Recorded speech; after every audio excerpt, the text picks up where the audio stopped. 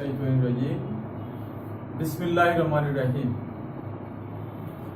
একাদশ এবং দ্বাদশ শ্রেণীর শিক্ষার্থীবৃন্দ, আসসালামু আলাইকুম। আশা করি তোমরা সবাই ভালো আছো। লকডাউনের কারণে তোমরা সবাই ঘরে আছো। আজকে আমি তোমাদেরকে হিসাব বিজ্ঞান দ্বিতীয় পত্রের ষষ্ঠ অধ্যায়ের আর্থিক বিবরণী বিশ্লেষণ নিয়ে কথা বলব। বরাবরের মতো বলে আমি মোহাম্মদ হোসেন মইনা, সহকারী অধ্যাপক Ahmed Bawany Academy, School and College, Almainpur, Dhaka. অনুপাত বিশ্লেষণ, আমাদের অঙ্কের কাজ হচ্ছে অনুপাত বিশ্লেষণ।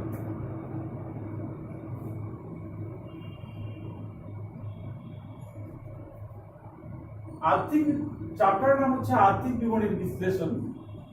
আর্থিক বিবরণী বিশ্লেষণ কেন করা হয়, বা আর্থিক বিবরণী বলে আমরা বলতে কি বুঝি?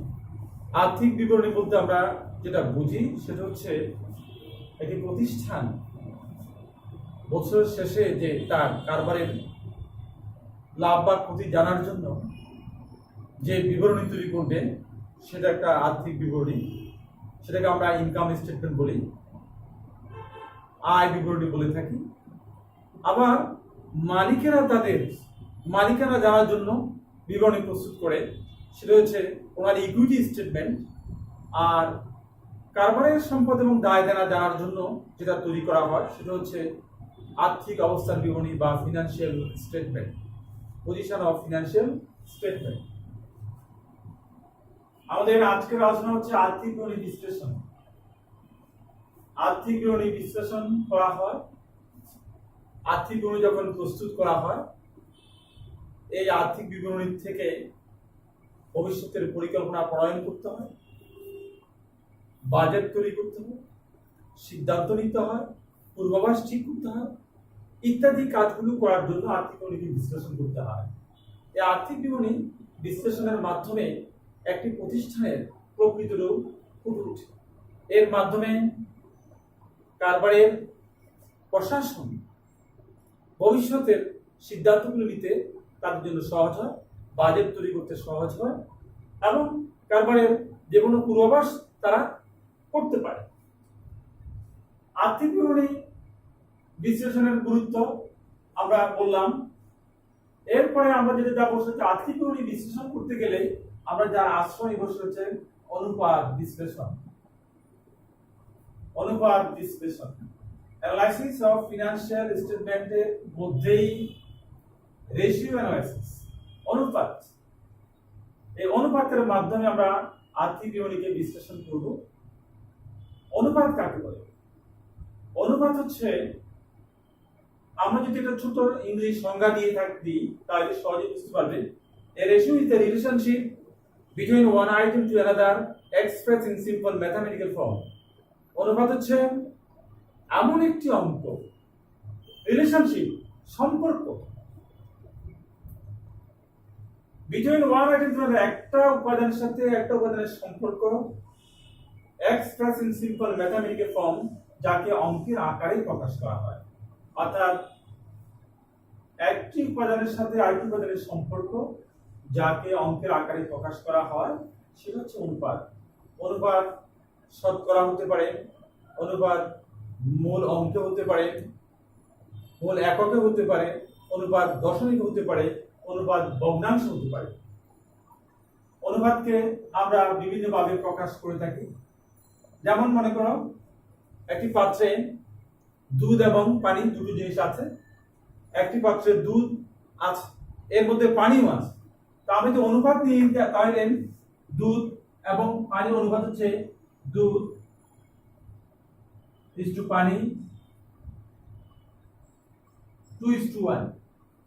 অর্থাৎ এই পাত্রে 2 ভাগ দুধ 1 ভাগ পানি, এই পাত্রে 2 ভাগ দুধ 1 ভাগ পানি।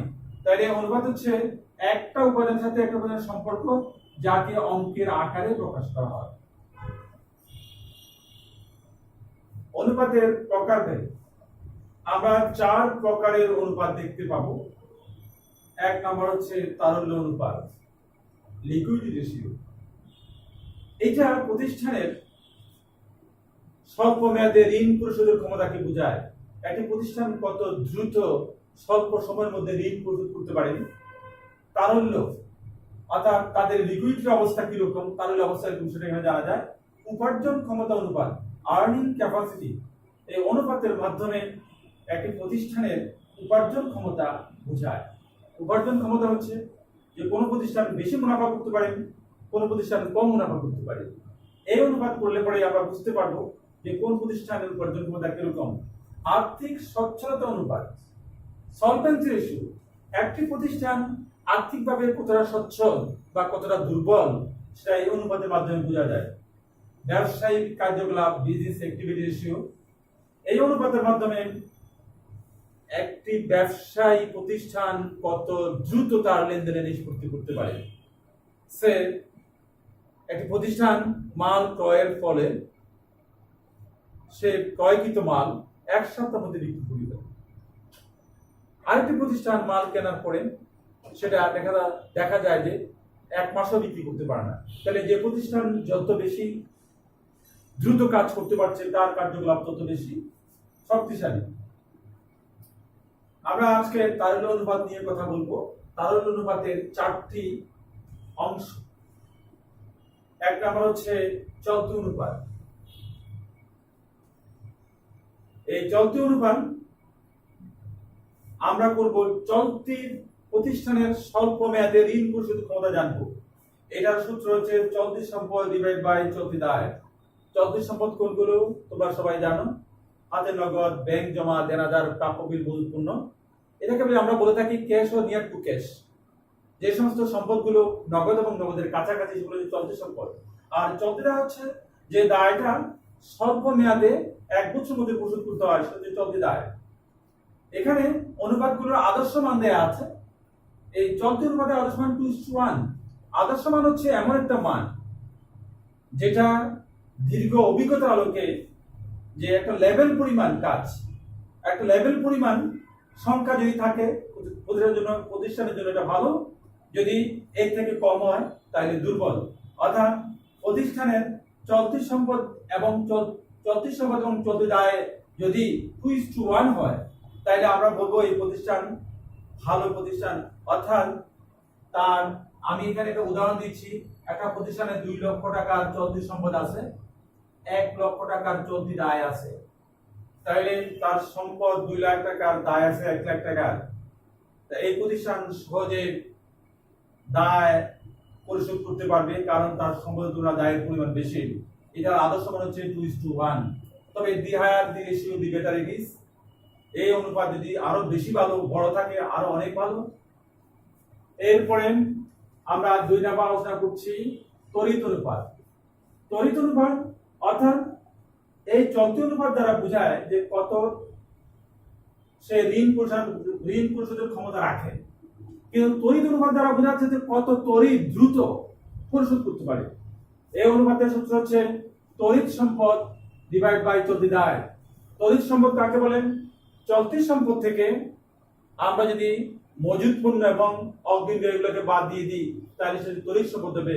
অর্থাৎ এই অনুপাতের মাধ্যমে কত দ্রুত পরিশোধ করতে পারে স্বল্প মেয়াদী ঋণ সেটা বোঝায়। এটা আদর্শ মান হচ্ছে 1:1, 1:1।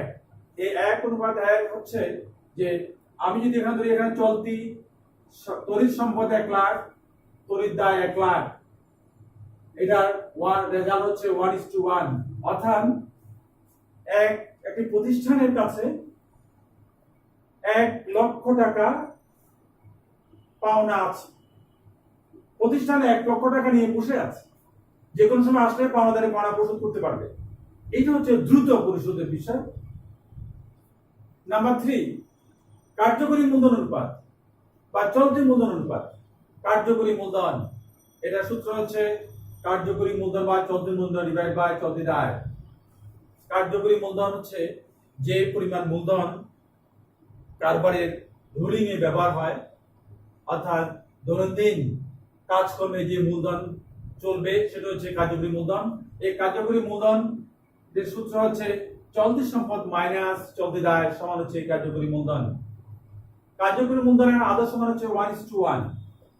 আমরা জানি যে একজন ব্যবসায়ী সে মোটা অঙ্কের বিনিয়োগ করে, কিন্তু সে বিনিয়োগটা তার বিভিন্ন জায়গায় চলে যায়।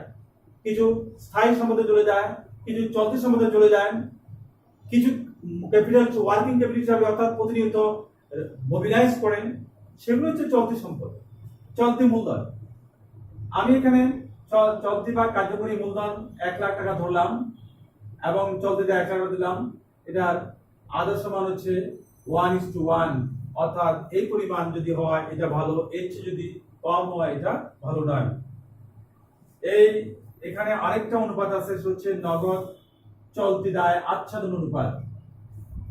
পরিচালন সূত্র হচ্ছে পরিচালন কার্যক্রম থেকে নগদ প্রাপ্তি ডিভাইড বাই গড় চলতি দায়।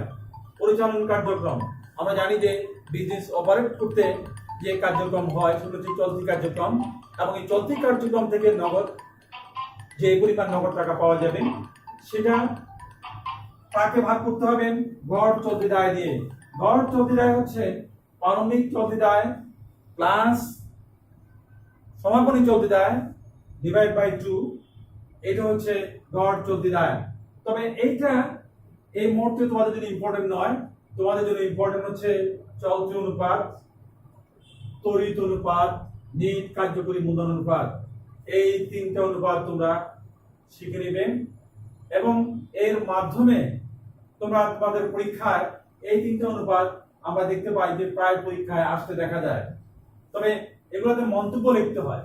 মন্তব্য হচ্ছে যে চলতি অনুপাতের আদর্শ মান 2:1।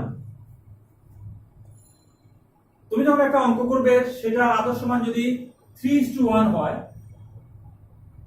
তাহলে তুমি মন্তব্য করবে যে চলতি অনুপাতের আদর্শ মান 2:1, প্রতিষ্ঠানে অর্জিত মান 3:1, এটি আদর্শ মানের চাইতে বেশি, সুতরাং এটি সন্তোষজনক। তোমাকে এখানে কমেন্ট করতে হবে, মন্তব্য লিখতে হবে। ঠিক অনুরূপ প্রতিটা ক্ষেত্রে মন্তব্য লিখতে হবে। অর্থাৎ এই কাজগুলো হচ্ছে ডিসিশন মেকিং কাজ। আর্থিক বিবরণী বিশ্লেষণ করে সাধারণত ভবিষ্যতের জন্য সিদ্ধান্ত নেওয়া হয়, ডিসিশন মেক করা হয়। এই ডিসিশন মেকিং এর কাজগুলো উচ্চ পর্যায়ের ম্যানেজমেন্ট করে থাকে। এটা অ্যাকাউন্টিং এর শেষ অংশ। অ্যাকাউন্টিং কাজ কমপ্লিট হওয়ার পরে অ্যাকাউন্টিং বিভাগ, হিসাব বিভাগ আর্থিক বিবরণী প্রস্তুত করে ফেলবে এবং বিশ্লেষণ করবে তার উপরের উচ্চ বিভাগ। তারা বিশ্লেষণ করে সিদ্ধান্ত নেবে। এই সিদ্ধান্তগুলো আজকে আমরা শুধুমাত্র তারল্য অনুপাত নিয়ে কথা বলছি। সামনে ধারাবাহিকভাবে আমরা উপার্জন ক্ষমতা অনুপাত, আর্থিক সচ্ছলতা অনুপাত, ব্যবসায়িক কার্যকলাপ অনুপাত, এগুলো প্রতিটা নিয়ে কথা বলবো। আজ আমি আর কথা বলবো না। আজকে আমার বক্তব্য এখানে শেষ করছি। তোমরা সবাই ভালো থাকবে, সুস্থ থাকবে। খোদা হাফেজ।